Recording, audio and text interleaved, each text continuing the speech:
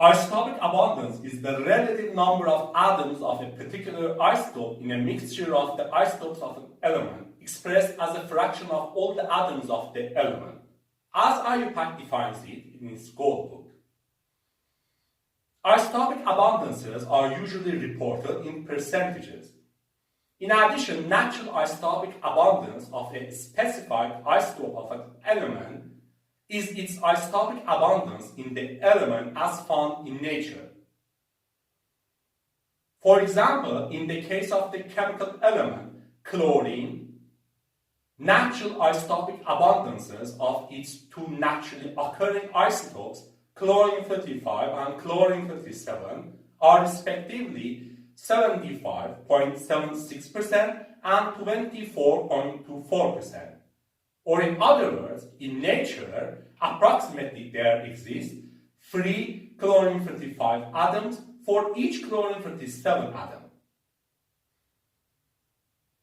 To scientifically justify different values of isotopic abundances of different isotopes of a chemical element, we should consider how chemical elements have been formed and evolved. Different processes produce or consume different isotopes to different extents. In this regard, one universally main phenomenon is synthesis of heavier elements from lighter ones by nuclear reactions in stars from over billions of years in the core of stars to a much shorter time period of explosion of giant stars as supernovas.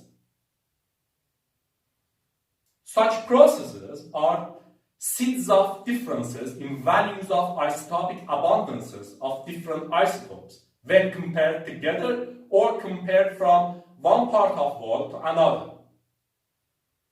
Yet other later processes also exist which affect isotopic abundances, not by production or consumption of isotopes, but by affecting distribution of isotopes in different regions, where such processes may happen in a small or large region of space or in a short or long period of time.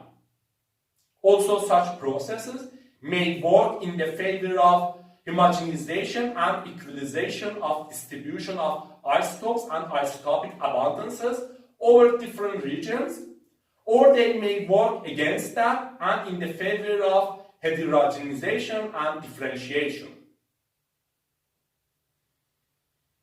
In this regard, isotopic abundances of different isotopes of a chemical element are a record of processes that it has undergone, and to be deciphered, it requires knowledge in different fields, from nuclear reactions in the core of stars to later isotopic equalization or differentiation processes.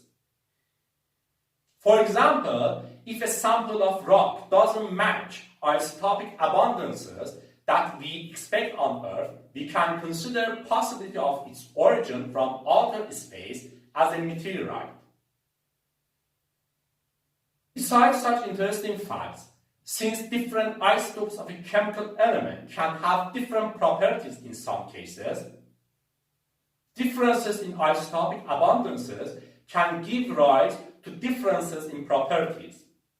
For example, a sample of hydrogen reaching or completely composed of its lighter hydrogen-1 isotope, protium, in some chemical reactions reacts faster than that of its heavier hydrogen-2 isotope known as deuterium.